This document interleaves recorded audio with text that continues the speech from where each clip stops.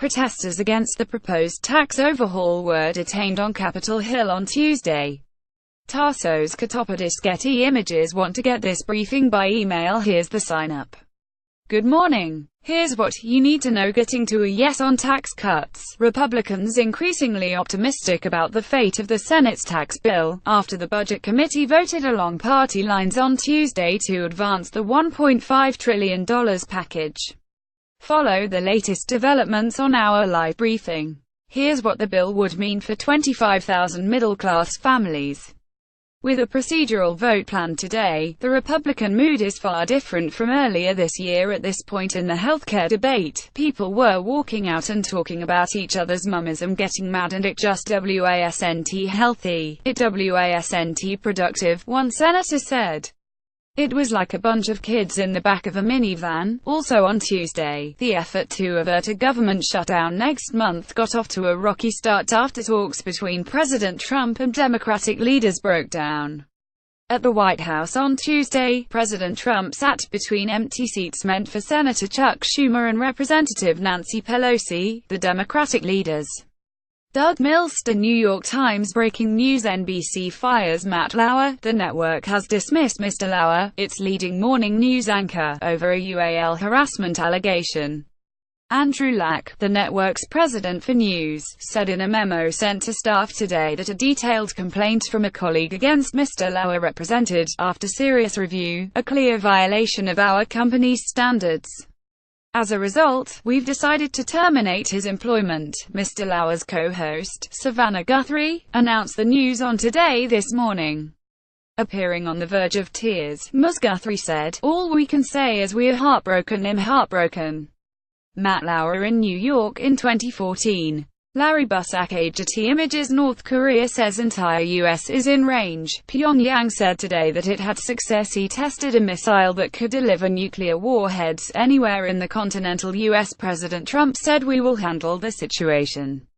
Defense Secretary Jim Mattis noted that the rocket went higher, frankly, than any previous shot they've taken. Experts said the launch underscored the increasing sophistication of North Korea's program. The president's changing reality. President Trump once said that the infamous Access Hollywood tape of his making vulgar comments about women was authentic. Now, not so sure. "We don't think that was my voice," Mr. Trump told a senator in January. And the president has continued to seed doubt about the tape. The White House declined to comment, but some of Mr. Trump's advisors say he harbors a handful of conspiracy theories that have no grounding in fact. The aides say that behind closed doors, Mr. Trump has questioned former President Barack Obama's birth certificate and claimed that he lost the popular vote last year because of fraud.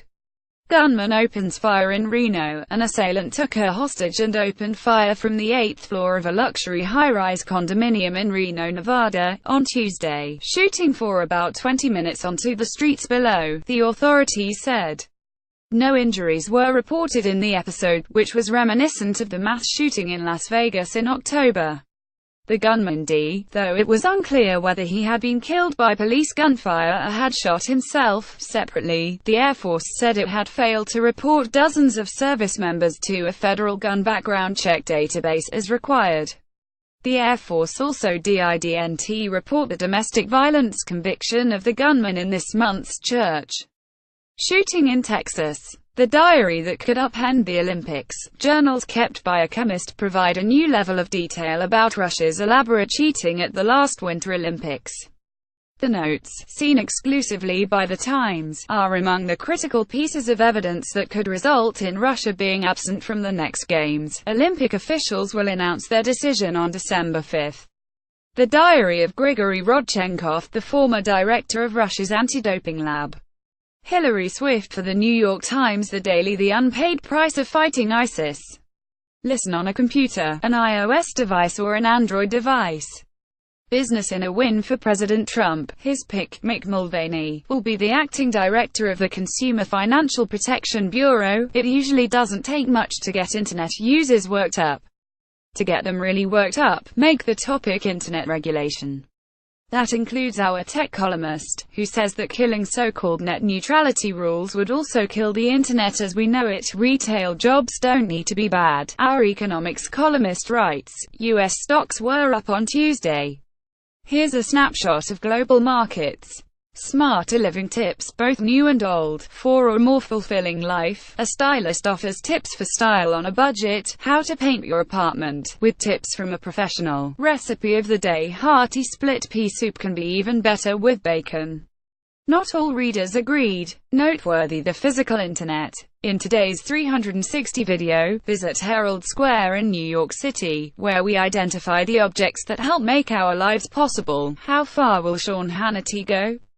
The Fox News host is willing to defend President Trump at all costs, and he is reaching 13.5 million people a day doing it. The Times Magazine profiled the man whom Stephen Bannon calls the single most important voice for the deplorables: ugly babies, pretty dishes. A memorably named Thai restaurant in Brooklyn offers items rarely seen in New York City. Our critic Pete Wells writes, best of late-night TV. Bernie Sanders received a Grammy nod for the audiobook version of Our Revolution. He was nominated in the Shout Edward category, Seth Meyers said. For late-night hosts, being sharply critical of President Trump has been a winning strategy. That's bad news for Jimmy Fallon and The Tonight Show. Quotation of the day: there's no way we could survive if there were more fires than snakes. Prail Krongyeos, deputy director of the Bangkok Fire and Rescue Department, which has responded to more than 31,000 calls about snakes this year. Some pythons have even slithered up through toilets. A python at a fire station in Bangkok. Most of the snakes rescued by firefighters are eventually released in the wild. Amanda Mustard for the New York Times backstory call it the Trump-Xi conundrum. China finally feels it has a car capable of following vehicles from Japan, Germany and South Korea into the US market. But its biggest roadblock might be its name. The Chinese automaker GAC Motor insists that its popular Trump-Xi vehicles, which went into mass production in 2010, have nothing to do with the US president. A Trump-Xi electric car at a motor show in Guangzhou, China, this year. Billy H. Seacock for the New York Times. Even so, when we reported last week on plans to sell the Trump-Xi in the US by 2019, GAC officials said that they might rethink the branding. Automotive history, littered as it is with unfortunate car names, suggests this is probably a good idea. There's been the Mazda Scrum Wagon, the Mitsubishi Lettuce, the Nissan Homey Superlong and the Isuzu Giga 20 Light Dump, not to be confused with the Honda Life Dunk. Volkswagen offered the Tiguan, a mashup of Tiger and Iguana. Ford shortened Cougar into Cougar for some markets, and Renault famously had Le Car. General Motors has long been ridiculed for marketing the Chevy Nova in Spanish-speaking countries, where the name translates to doesn't go no VA. The Nova actually sold well in Latin America. GAC officials told our Shanghai bureau chief that, in Chinese, Trump-Xi had a little like passing on happiness. Any decision on changing the name, they said, would be announced in January, at an auto show in Detroit. Charles McDermott contributed reporting, ________. Your morning briefing is published weekdays at 6 a.m. Eastern and updated all morning. Browse past briefings here. If photographs appear out of order, please download the updated New York Times app from iTunes or Google Play. What would you like to see here? Contact us at briefing@nighttimes.com. You can get the briefing delivered to your inbox Sunday through Friday.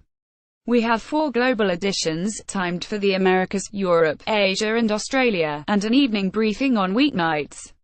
Check out our range of free newsletters here. Follow Chris Stanford on Twitter at Stanford.